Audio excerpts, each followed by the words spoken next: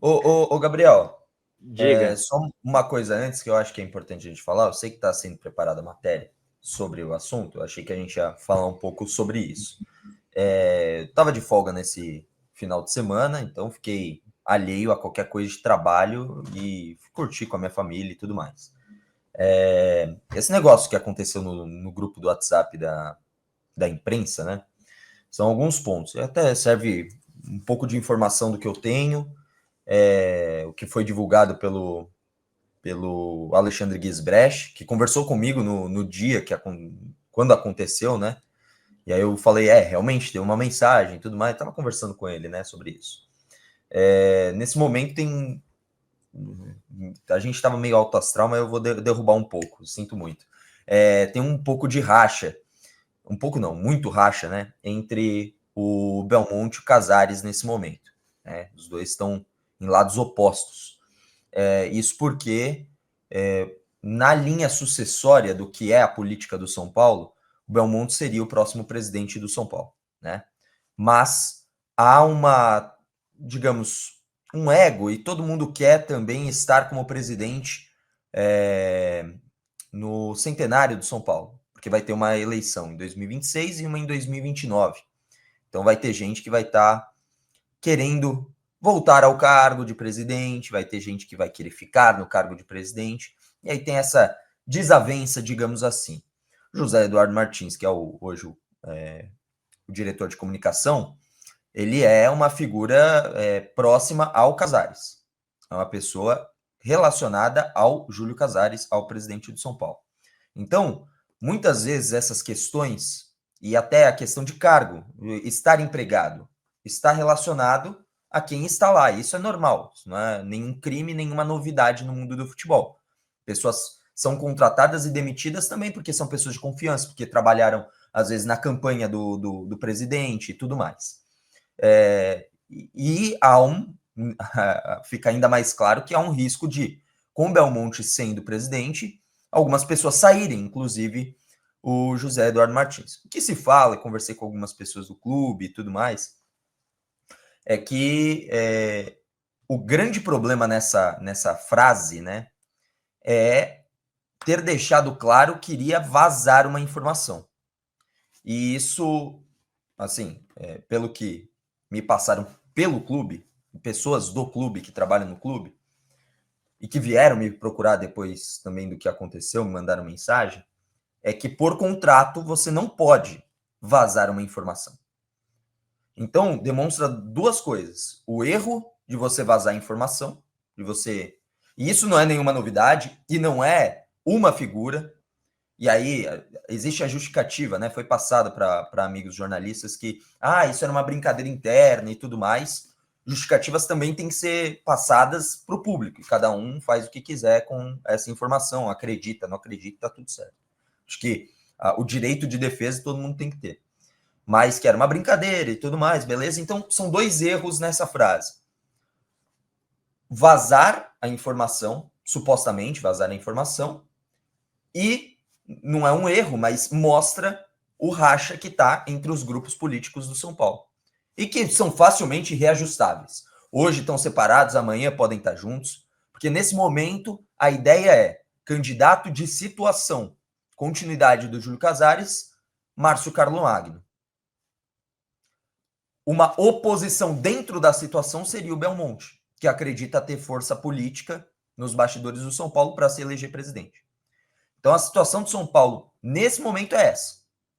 A situação de São Paulo nesse momento é essa. Mas por que não falou isso no Twitter? Porque eu não trabalho no Twitter, eu trabalho no Arquibancada Tricolor, aqui, onde estou falando. Eu estava de folga no final de semana. E na Jovem Pan, falando aqui do outro CNPJ, onde eu também estava de folga nesse final de semana. Então, tudo que eu fiz aí nesse final de semana e tudo mais, por prazer. Mas aqui estou passando um pouco do que eu tenho de informação, do que eu recebi, do que eu falei com pessoas do São Paulo e do que é hoje a situação política do São Paulo. Um racha entre Júlio e Belmonte. E até sinto, viu, Gabriel? Todo mundo que eu falo, assim, é difícil falar uma coisa sem a comprovação, mas não é uma acusação. Mas então dá para falar. Mas todo mundo que eu falo passa que o futebol é superavitário, porque o futebol não gasta, porque o futebol não contrata pagando milhões. Mas mesmo assim vem um grande déficit. E aí, juntando as peças, aí é uma questão minha, tá? Uma questão leitura.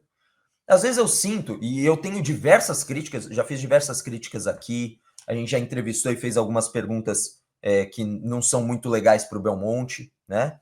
E eu tenho diversas críticas à gestão que ele faz parte e à gestão dele sobre alguns assuntos. Mas às vezes eu sinto que estão minando o Belmonte. No balanço, no dia a dia. Às vezes eu sinto que estão tentando minar o Belmonte. Isso não é uma defesa a ele, tá? É só uma leitura. Para mim, tanto faz. Não vou mudar nada, não sou sócio e não vou conseguir mudar nada para o São Paulo com as minhas opiniões. Para o bem ou para o mal.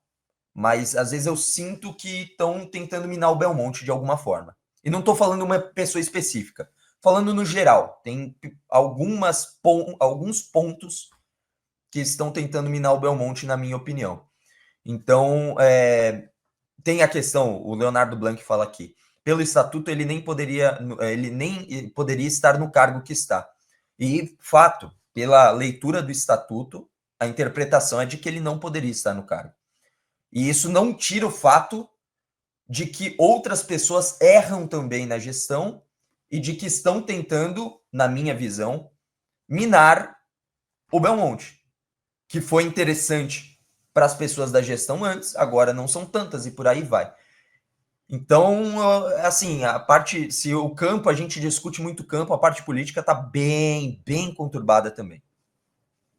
Tá muito conturbada, né? Uma situação totalmente atípica, nessa situação da mensagem aí também que foi enviada de forma equivocada, mas é bom porque expõe o racha que a gente comenta e que tem muito jogo de impressões, né? A gente já sabe há pouco mais aí de 6 meses que já tem uma ruptura total entre Júlio e Carlos Belmonte, né? Não assim total, mas tem uma ruptura bastante considerável, né? Entre as partes.